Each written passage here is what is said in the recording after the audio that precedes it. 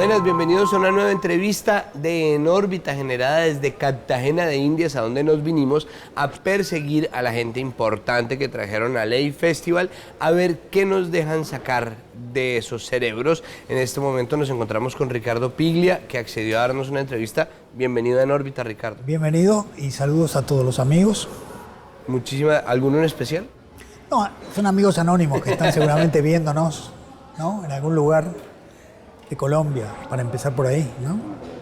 Tengo, 700 preguntas, pero la primera es, ¿cómo construyes tú un antagonista? El género de la novela policíaca tiene la particularidad de dar vida a personajes muy buenos de lado y lado, en términos de caricatura, de drama, de diseño. ¿Cómo diseñas tus antagonistas? Bueno, lo fundamental es tener siempre con los personajes de una novela una actitud que no sea juzgar a los personajes. Yo aprendí mucho de mi madre eso. Mi madre, que era una gran narradora, ¿no? Y tenía una gran relación con la familia, una familia muy amplia. Y cualquier cosa que hiciera alguien de la familia, a ella le parecía bien, ¿no? Entonces, si en mi familia había un asesino serial, suponte, mi madre hubiera dicho, siempre fue un poco nervioso, ¿no? Inmediatamente lo hubiera. Y eso me parece una buena actitud de un narrador, ¿no? Un narrador tiene que tratar de comprender a los personajes, aunque sean malvadísimos, asesinos terribles, ¿no? Porque las personas no son solo asesinos. La sociedad tiende a caracterizar a la gente por un solo rasgo, ¿no? Periodista, o escritor, o asesino, o cura, ¿no? Y la gente es muchas otras cosas. Entonces, un novelista tiene que buscar esos caminos que conducen a la complejidad del personaje que ha hecho algo que lo identifica en un rasgo, ¿no? Pero digamos, tú lo diseñas, esto sí en términos de mero procedimiento, a la Dick Tracy, o sea, como personajes que tienen una extrañeza que salta a la vista de inmediato, como Cabeza de Martillo, el águila. Bueno, eso es buen modo de identificar un personaje, ¿no? Por algún signo rápido para el lector, que no se lo olvide. Si el personaje, sobre todo, es un personaje secundario que no aparece muchas veces, es bueno que tenga alguna marca, ¿no? Yo siempre he tratado de escribir novelas donde los héroes estuvieran más allá de la experiencia de mis lectores, ¿no? Yo valoro mucho las novelas que están escritas alrededor de situaciones cotidianas iguales a las que viven los lectores, ¿no?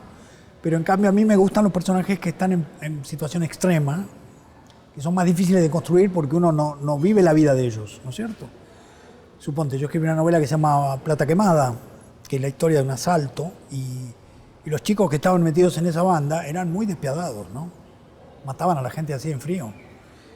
Y luego escaparon a Uruguay porque habían hecho un trato con la policía, rompieron ese trato y se fueron a Uruguay y los encerraron, los agarraron en un departamento, los encerraron ahí, la policía Y cuando estaban por caer, quemaron los $500.000 que habían ganado, ¿no? Entonces yo dije, estos tipos son muy interesantes, ¿no? Para que la policía no se llevara la plata, prefirieron quemarla, ¿no? Esos son los personajes que me interesan, digamos, que hacen cosas que no están en el ámbito de la experiencia más inmediata, ¿no? O sea, en ese sentido, tú pasas primero de las acciones a las motivaciones, no empiezas. Eso con los personajes, ¿no? En general son los personajes primero los que están como primero, digamos así, no la situación, ¿no? No la situación narrativa ni la trama. Suponte estos personajes que te digo, unos personajes que roban y hacen eso. Entonces, los personajes luego hay que empezar a caracterizar, pero los personajes están primeros en las novelas. Los cuentos son las situaciones las que definen la trama, ¿no? Por ejemplo, en un cuento, ¿qué sería un cuento? Voy en el ascensor y el ascensor se para y estoy con una... No yo. Un personaje baja en un ascensor, el ascensor se para, está con una muchacha en el ascensor. ¿Qué pasa ahí? Hay que decir después quién es él, quién es ella, inventarlo. En una novela uno ya tiene el personaje y después construye la situación, ¿no? Eso sería. Cuando tú tienes una idea, ¿cómo sabes que es una idea para cuento o una idea para novela? En general, eso que te decía suele ser a veces se te ocurren anécdotas, digamos. Los personajes no importan tanto. Después uno inventa los personajes. Mientras que en las novelas los personajes tienen una fuerza anterior a la historia misma, ¿no?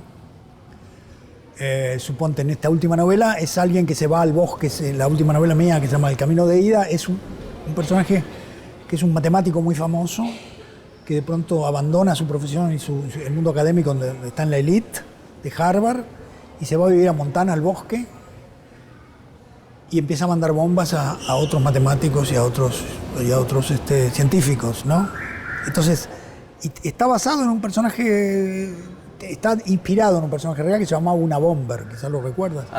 ¿Te acuerdas? Que hizo eso, ¿no? Entonces, el anarcoprimitivista. Exactamente. Entonces, ahí tenía yo ese personaje y tenía que entender ese personaje y narrar la vida de ese personaje y inventar todas las motivaciones, ¿no? Pero tenía el personaje, que voy a escribir una novela con este personaje, pensé, ¿no? Entonces, así empiezan para mí, ¿no? Y luego veo con quién está, quiénes son los otros personajes que están en el libro, pero ese sería un poco lo que me ha ido sucediendo con las novelas, ¿no? Okay. Esta nunca te la han hecho. ¿Qué tan a menudo lees tu novela policíaca? Bueno, he leído novelas policiales toda mi vida. Primero las leía, digamos, como las leemos, mezcladas con otros libros, ¿no? O sea, no es que uno lea solo novelas policiales, sino que uno lee novelas policiales y otras novelas. Yo encontré las novelas policiales leyendo literatura norteamericana, ¿no? Como lees a Hemingway y rápidamente te encuentras con Chandler, que son contemporáneos. Pero en un momento empecé a hacer una colección de novelas norteamericanas, la primera que se hizo en América Latina, ¿no? Y entonces ahí empecé a leer profesionalmente. Y eso fue una experiencia increíble porque no sabes la cantidad de novelas que se escriben. No te puedes imaginar lo que es la producción de novelas policiales que hay en Estados Unidos. Pero, mira, porque los escritores viven, es un mercado que les permite vivir a los que escriben policiales, ¿no? Entonces tenía que leer 30 novelas para encontrar una, ¿no? No todas son buenas. Le doy un consejo a nuestros amigos que nos están viendo. Las novelas policiales son siempre buenas en las primeras 20 páginas.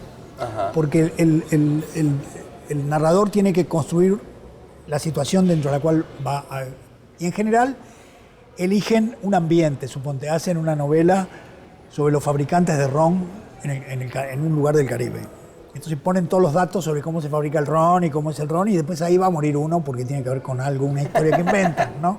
Entonces la salida de las novelas son siempre interesantes porque a otros se le ocurre hacer una novela sobre los tintoreros que viven suponte en Boston, qué sé yo.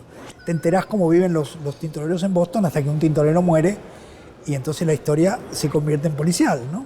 Así que hay que aprender a leerlas también. ¿De dónde crees que viene la obsesión de los norteamericanos por el crimen? Cada vez que sacan una serie de televisión tienen personajes particulares con esquizofrenias o neurosis o talentos especialísimos que usan para resolver crímenes. ¿Esto viene de dónde? Es una sociedad muy violenta la sociedad norteamericana, aunque ellos atribuyen la violencia siempre a otros, ¿no? Pero es una sociedad muy violenta, muy crispada, con mucha tensión interna, muy competitiva, ¿sabes? Y yo creo que eso se ve en la manera en que cada tanto aparece alguien que lo han echado del trabajo, suponte, que no tiene ninguna posibilidad de ser defendido por un sindicato ni por ningún tipo de fórmula social que lo sostenga, y el tipo se sube a una azotea y empieza a matar gente al azar, ¿no? Y luego eso aparece caracterizado como meramente es psiquiatrizado el individuo, ¿no? Como que es un loco, pero debajo de eso hay unas realidades sociales que son muy, muy intensas. Hay individuos que no tienen salida, ¿no? Entonces algo de eso hay. O sea, esas irrupciones de la violencia dicen mucho sobre la política norteamericana, ¿no? Sí, pues, eso que tú dices me acuerda mucho al eterno problema de Batman con el Joker, que Batman persigue, lo agarra, lo muele a puños, lo lleva ante la justicia porque no se atreve a matarlo, no se cree con derecho a, no lo tiene, lo lleva y la justicia lo declara loco y lo mandan a Arkham, claro, otra vez, claro. Y vuelve y se escapa de Arkham y Batman y siempre están en ese ciclo eterno de... Y yo te voy a decir que el Joker es uno de los grandes personajes de la cultura popular, mucho más interesante que Batman, ¿no?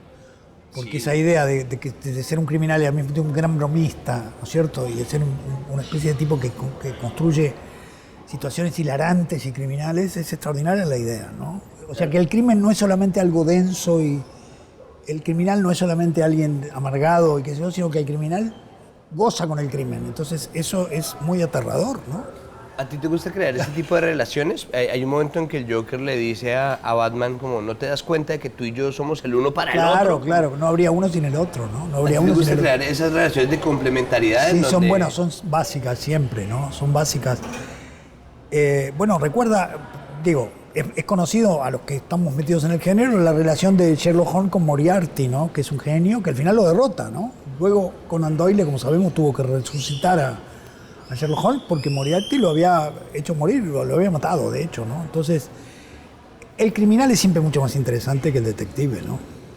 Quiero decir, hay detectives que tienen un peso propio porque son un poco delincuentes ellos también, son un poco transgresivos. Pero la figura del criminal es una de las grandes figuras heroicas del mundo contemporáneo, más allá de que el mundo contemporáneo no asume esa cuestión. No solo los grandes criminales políticos, ¿no? Entonces yo creo que la particularidad que explica la difusión del género policial es que el género policial mira a la sociedad desde el crimen. La verdad de la sociedad está en el crimen. No está en lo que la sociedad dice de sí misma, ¿no? Vivimos en libertad, todos somos iguales, pero el crimen es el lugar donde se expresa, según el género policial, la verdad de la sociedad. Es ahí donde se juegan verdaderamente los acontecimientos más significativos, ¿no? Y eso explica entonces que el género policial que surgió con 3 cuentos de Poe ahí perdidos en el siglo XIX, ¿no?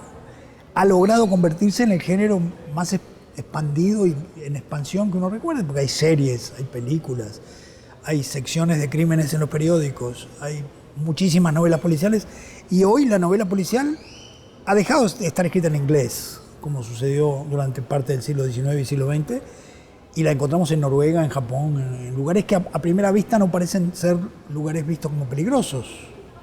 En Japón, sobre todo, ¿qué? ¿No es cierto? Viste que hay como... Entonces, yo leí algo una vez de un crítico italiano muy bueno que se llama Franco Moretti, que es el hermano de Nanni Moretti. Ajá. Pero es al revés para mí. Nanni Moretti es hermano del otro, que es muy inteligente. Entonces, el Franco Moretti dice que estudiando en el mapa de Londres, donde sucedían los crímenes que analizaba Sherlock Holmes, se dio cuenta que los crímenes no sucedían en los lugares peligrosos de Londres, sino en el lugar donde vivían los lectores de Conan Doyle. Para que los vayan... Porque la amenaza de los lugares tranquilos, ¿no?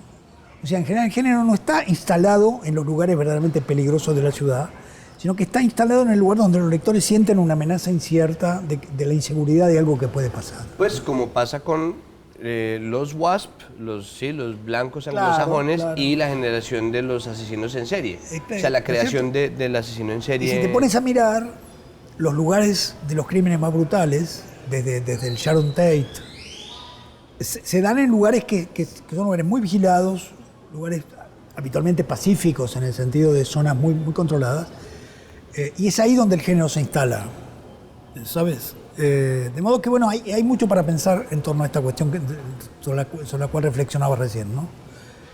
El crimen y la sociedad, ¿no? ¿Qué conexión hay ahí, no? Pues y eso me hace pensar pues sobre la relación que tiene entonces la demora pues, del género en llegar a Latinoamérica, en un continente en donde uno tiene tantas cosas de qué ocuparse, en donde uno de los antagonistas muchas veces es el Estado, es el presidente mismo, y son los militares, o son los barras del otro equipo de uno. Exactamente, sí, está bien eso. Como si la realidad le hubiese quitado al género, digamos, esa ilusión de iluminar una zona desconocida, porque esa zona es muy conocida, ¿no? Si bien ahora hay alguna tradición es muy difícil encontrar escritores que solamente escriban el género. Porque en general existe... En general somos escritores que escribimos novelas donde hay elementos policiales, ¿sabes? Pero no hay...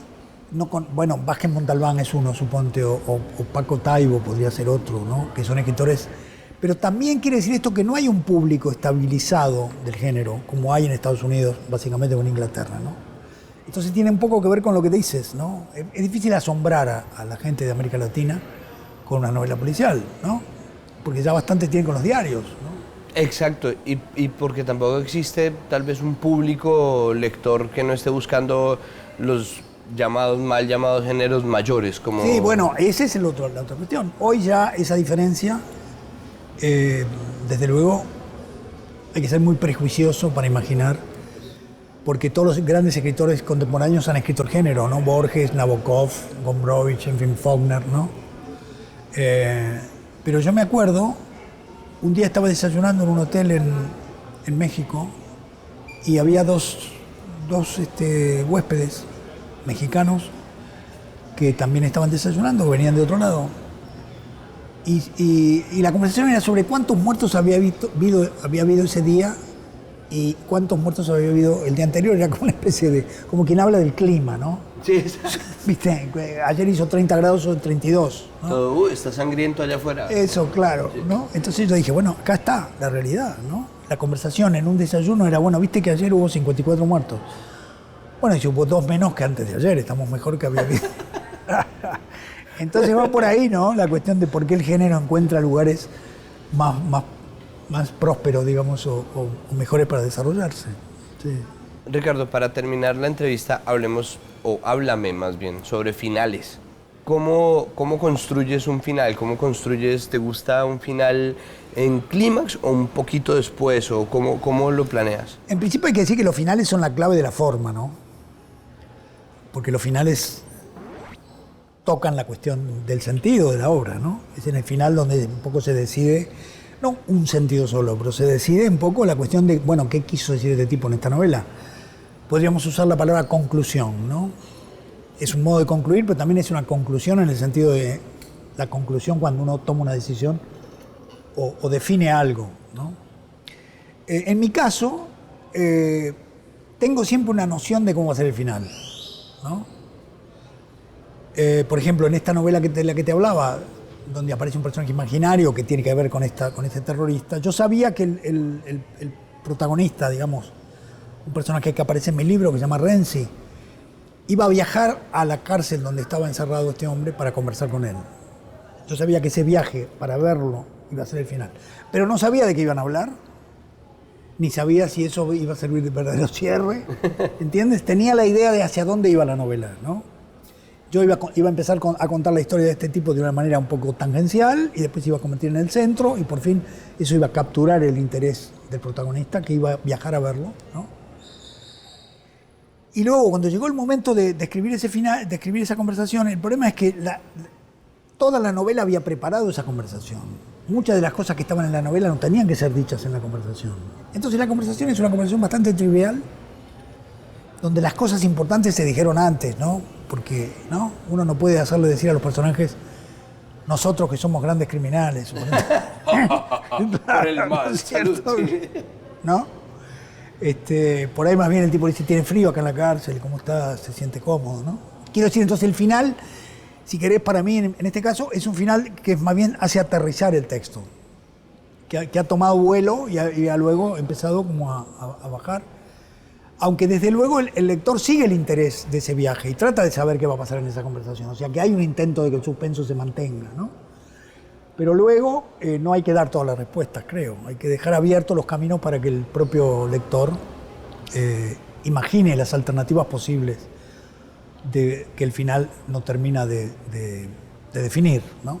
Que yo creo que es una gran tradición de la literatura contemporánea, ¿no? Desde Chekhov, el final es abierto, como se dice.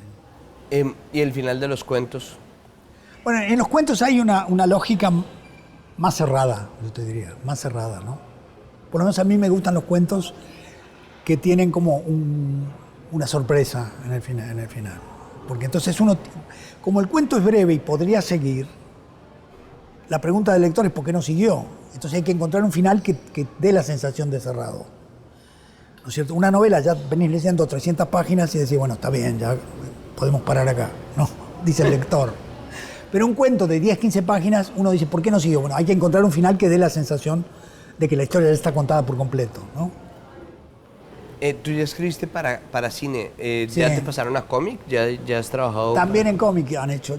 Primero yo trabajé en una revista de cómics, ¿sabes? Ah, qué una bueno. revista muy importante en Argentina en aquellos años, los años 80, que se llamó Fierro.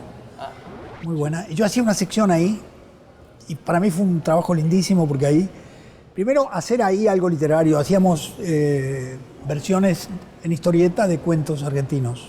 Y yo escribía un textito ahí y hacía las adaptaciones. Pero lo mejor para mí, aparte de que la sección fue muy buena y después salió un libro con eso, fue conocer el mundo de los chicos que estaban trabajando ahí que en mi época los chicos querían ser pintores o querían ser novelistas, y ellos querían ser guionistas de historieta y dibujantes de historieta. No tenían ningún interés en lo que llamaríamos alta cultura. Las artes. Sí. ¿Entiendes? Y tenían ellos mismos un museo propio. Me hacían conocer dibujantes extraordinarios que habían dibujado a Tarzán, ponele. Los grandes eran como Leonardo da Vinci para ellos, ¿no? O sea, había una cultura juvenil muy fuerte en torno a las tradiciones de la historieta. Yo aprendí muchísimo con ellos, ¿no? Ok, bueno, Ricardo. Tenemos que poner un final. Tenemos que poner un final. Se me ocurre el clásico tan, tararán, tan, Muy tan, bien. tan. Hasta pronto, decimos. Hasta pronto. Muy Muchísimas bien. gracias por estar a con todos. nosotros. Muchas gracias a todos. Bueno, y ustedes recuerden que esta entrevista la pueden ver completa en www.enorbita.tv. Nosotros vamos a seguir buscando personajes que se dejen entrevistar aquí en Cartagena de Indias. Hasta luego.